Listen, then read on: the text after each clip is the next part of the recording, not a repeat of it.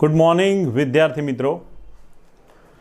प्रकरण 3 आजना टॉपिक में छेल्ला टॉपिक में 3.7.3 आवर्ती वलण अने रासायनिक प्रतिक्रियात्मकतानो अभ्यास करीशुं।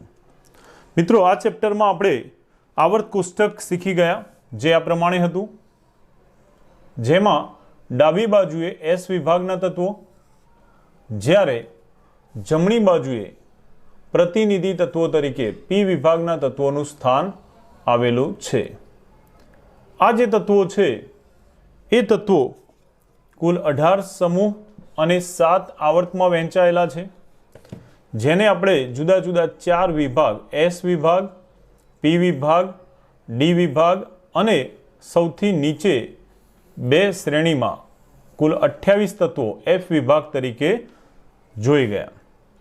हवे आ जे तत्वों छे एमां रासायनिक प्रतिक्रियात्मकतानी वात करीए तो आपणे आगळ शीखी गया ए प्रमाणे एक ज आवर्तमां जेम जेम डाबी बाजुथी जमणी बाजू तरफ जता जईए तेम तेम एनुं परमाणु कद जे छे ए घटतुं जाय छे।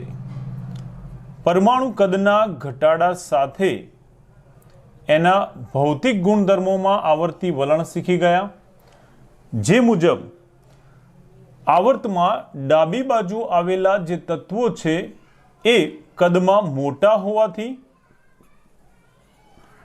आ तत्वों ए सहेलाईथी इलेक्ट्रॉन गुमावी सके छे, એટલે કે એ ઓછી આયનીકરણ એન્થાલ્પી ધરાવે છે।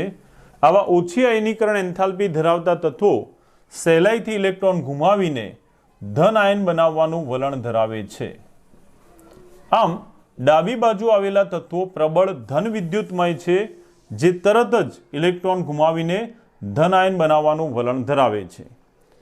ए ज प्रमाणे जमणी बाजू आवेला तत्वोमां वात करीए आपणे समूह 17 तो ए प्रबल विद्युत ऋणमय तत्वों छे। नानुं कद धरावता आ जे तत्वों छे एक ज आवर्तमां ए ऋण आयन बनाववानी प्रबल वृत्ति धरावे छे। आम આપણે જોઈએ તો એક જ આવર્ત કોષ્ટકમાં બંને જે છેડે આવેલા તત્વો છે, ડાબી બાજુ એસ વિભાગ અને જમણી બાજુ પી વિભાગના તત્વો એ તરત જ ધનાયન બનાવવાની અને નાનું કદ ધરાવતા પરમાણુ ઇલેક્ટ્રોન મેળવીને ઋણ આયન બનાવવાની વૃત્તિ ધરાવે છે। એટલે એવું કહી શકાય કે આવર્ત કોષ્ટકમાં એસ વિભાગ અને पी विभागना तत्वों जे प्रतिनिधि तत्वों कहेवाय ए रासायणिक रीते वधु प्रतिक्रियात्मक होय छे। प्रतिक्रियात्मक एटले के सक्रिय होय छे। प्रतिक्रियात्मकनो मतलब थशे सक्रिय। आ धन आयन बनाववा माटे सक्रिय छे, ज्यारे आ इलेक्ट्रॉन मेळवीने ऋण आयन बनाववा माटे सक्रिय छे।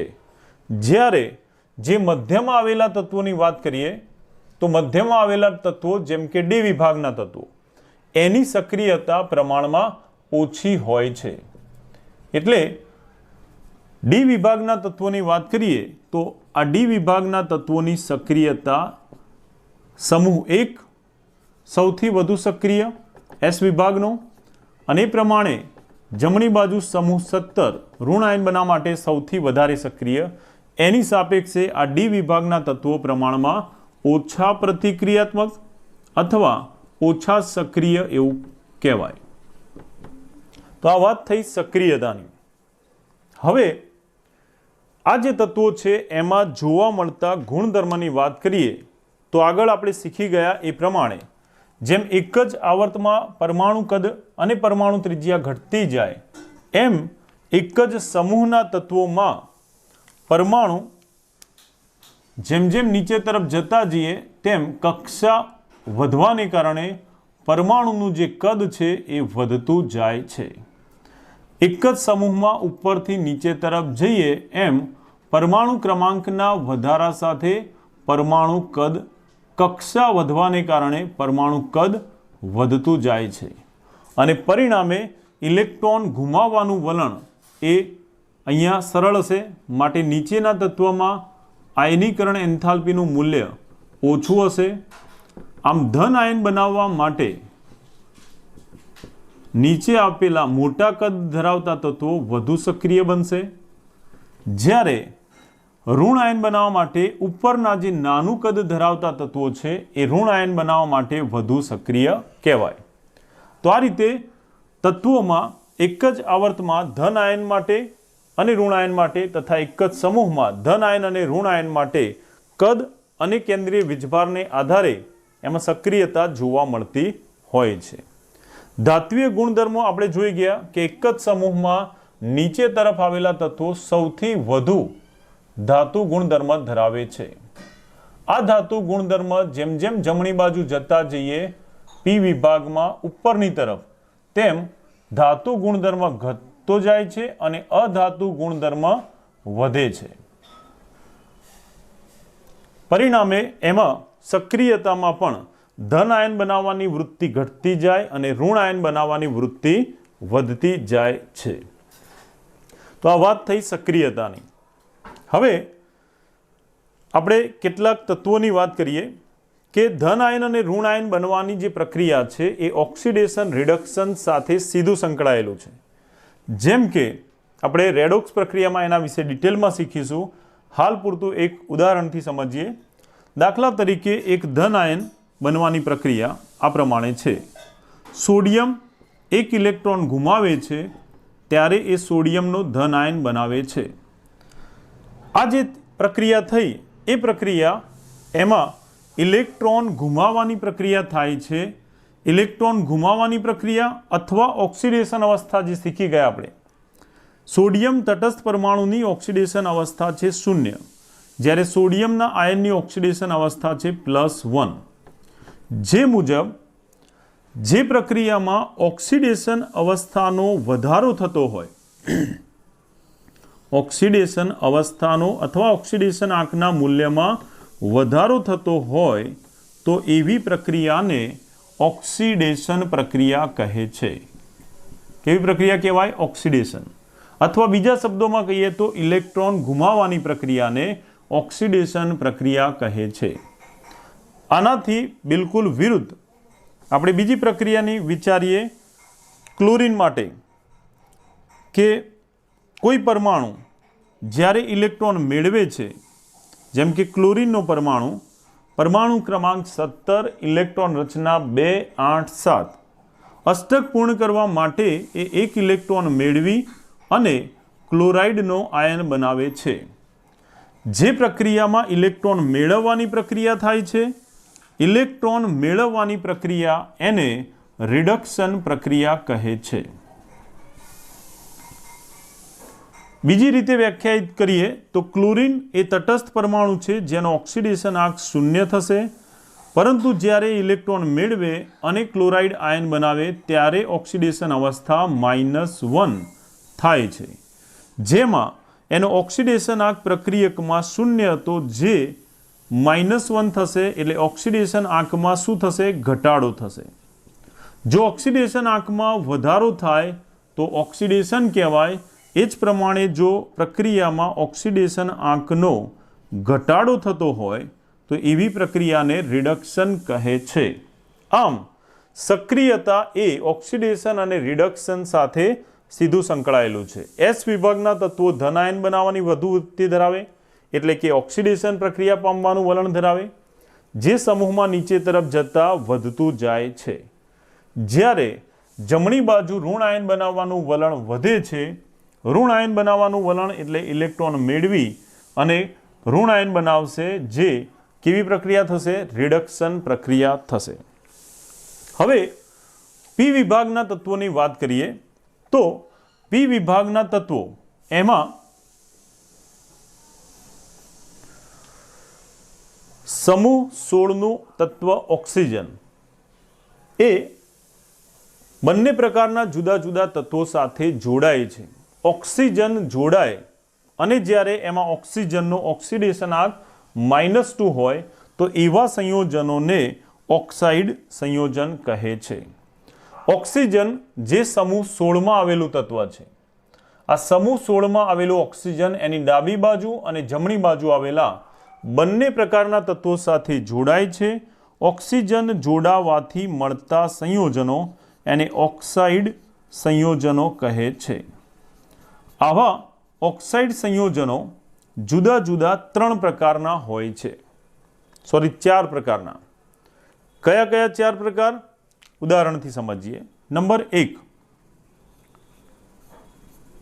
આવર્ત કોષ્ટકમાં જે ડાબી બાજુ આવેલા તત્વો છે જે વધારે ધાત્વીય ગુણધર્મ ધરાવે છે, જ્યારે આવા વધુ ધાત્વીય ગુણધર્મવાળા S વિભાગના તત્વો ઓક્સિજન સાથે જોડાય છે ત્યારે આવા ધાતુ તત્વો દ્વારા બનતા ઓક્સાઇડ એને ધાત્વીય ઓક્સાઇડ એને આ પ્રમાણે કહી શકાય।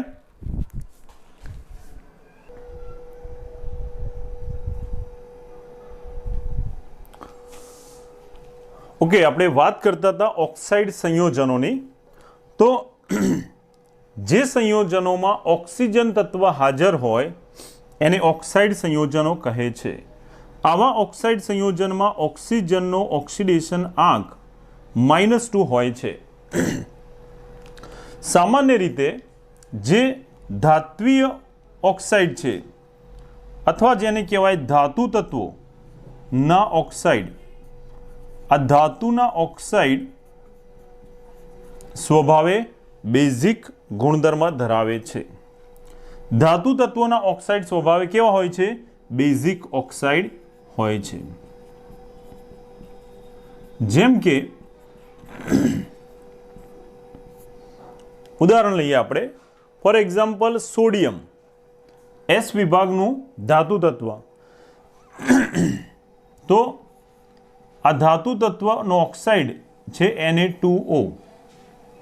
હવે એ બેઝિક ઓક્સાઇડ કેમ કહેવાય એની વાત કરીએ તો જે ઓક્સાઇડ એની પાણી સાથે પ્રક્રિયા દરમિયાન પ્રક્રિયા કરે ત્યારે જો એ બેઝ ઉત્પન્ન કરે, સોડિયમના 2 આયનો પાણી સાથે પ્રક્રિયા કરે એટલે પાણીમાંથી ઉત્પન્ન થતો H+OH-, આ ઓક્સિજન એ પણ અહીંયા જોડાશે અને ફેરવાઈ જશે OH- માં। આ 2 OH- આયનો સોડિયમના 2 આયન સાથે જોડાઈ અને કુલ 2 મોલ NaOH બનાવે છે, જે સ્વભાવે બેઝિક ગુણધર્મ ધરાવતું દ્રાવણ કહેવાય। હવે આપેલા ઓક્સાઇડનું દ્રાવણ બેઝિક છે એવું ખબર કેવી રીતે પડે? તો આની અંદર પાણી ઉમેરો ત્યારે મળતું જે દ્રાવણ છે તમે એમાં લિટમસ પેપર ડુબાડશો તો બેઝિક દ્રાવણમાં શું થશે? લાલ લિટમસ પેપર ભૂરું બને છે। જો લાલ લિટમસ પેપર ભૂરું બને તો એ જે દ્રાવણ છે બેઝિક કહેવાય।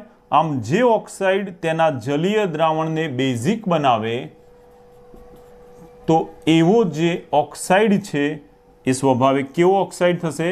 Basic oxide. સામાન્ય રીતે ધાતુના ઓક્સાઇડ એ કેવા હોય? Basic oxide. એ જ પ્રમાણે બીજો ઓક્સાઇડ જોઈએ જે છે અધાતુના ઓક્સાઇડ। પહેલો પ્રકાર આપણે જોયો બેઝિક ઓક્સાઇડ, બીજો પ્રકાર છે એસિડિક ઓક્સાઇડ। ઓક્સાઇડનો બીજો પ્રકાર છે એસિડિક ઓક્સાઇડ। સામાન્ય રીતે આ એસિડિક ઓક્સાઇડ એ અધાતુના ઓક્સાઇડ હોય છે, જેમ કે સમૂહ 17 એમાં આવેલું ક્લોરીન એનો એક ઓક્સાઇડ છે Cl2O7। આ Cl2O7 એમાં ક્લોરીન અધાતુ છે, એનો ઓક્સાઇડ। અધાતુના ઓક્સાઇડ સ્વભાવે કેવા હોય? એસિડિક। કેવી રીતે ખબર પડે? તો આ જે ઓક્સાઇડ છે ક્લોરીનનો એ ઓક્સાઇડ જ્યારે પાણી સાથે પ્રક્રિયા કરે, કોઈ પણ ઓક્સાઇડ એસિડિક છે બેઝિક છે એવું ખબર કેવી રીતે પડે? તો એની પાણી સાથે પ્રક્રિયા કરવામાં આવે ત્યારે એ દ્રાવણને બેઝિક બનાવે છે તો બેઝિક ઓક્સાઇડ। એ જ પ્રમાણે આ ઓક્સાઇડની પાણી સાથે પ્રક્રિયા કરતા એમાંથી એ બનાવે છે HClO4।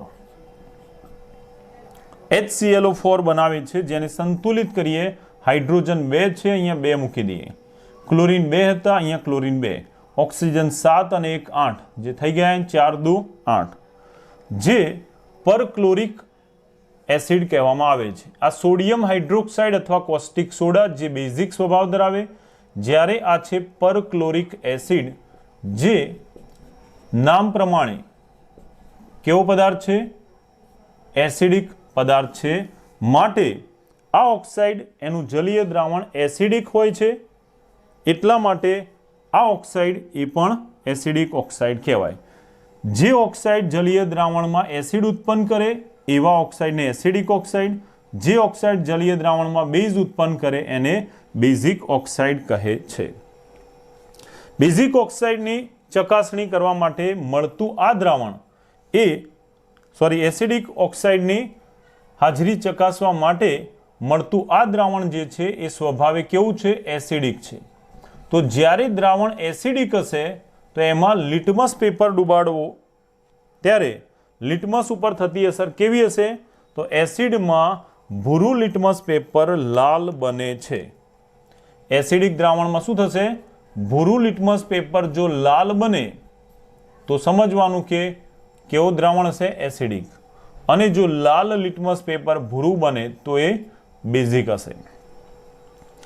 આ જ પ્રમાણે ઓક્સાઇડનો ત્રીજો પ્રકાર છે જે છે ઉભય ગુણધર્મી અથવા ઉભયધર્મી ઓક્સાઇડ। ઉભયધર્મી ઓક્સાઇડના ઉદાહરણ યાદ રાખજો। ઉભયધર્મી ઓક્સાઇડ કોને કહેવાય? જેમ ઉભયજીવી એ તમે શીખ્યા હશો કે દેડકો ઉભયજીવી છે, ઊભો ઊભો જીવે, એવું ના હોય।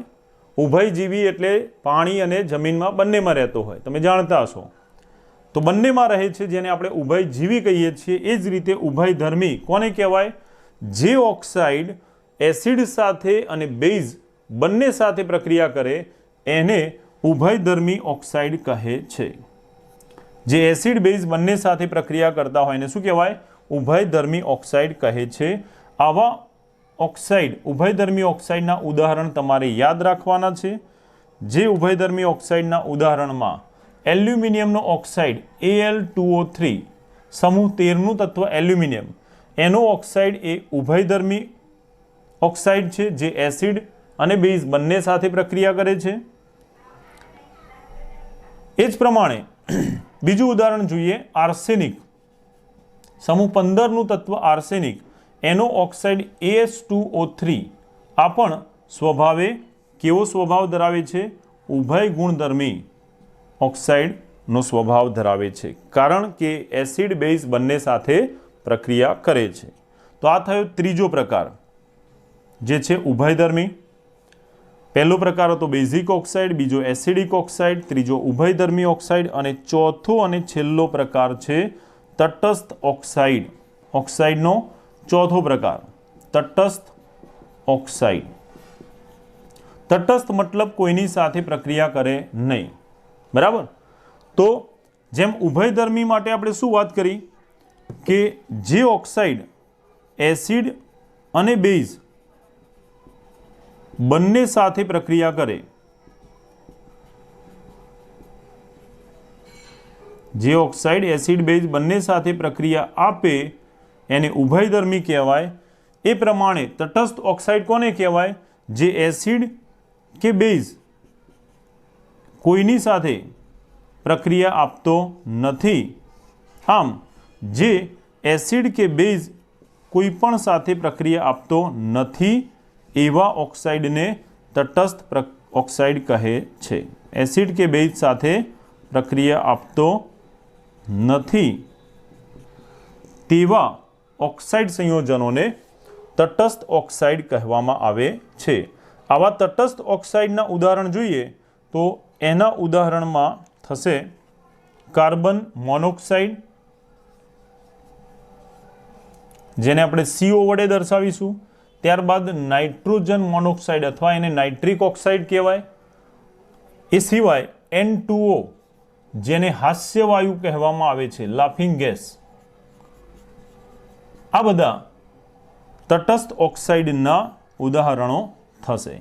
ઓકે, તો MCQ VSQ માટે યાદ રાખવાનું ઓક્સાઇડના આ 4 પ્રકાર એ આ બધા ગુણધર્મો પર આધારિત છે, બરાબર। તો એ પ્રમાણે યાદ રાખવાના રહેશે।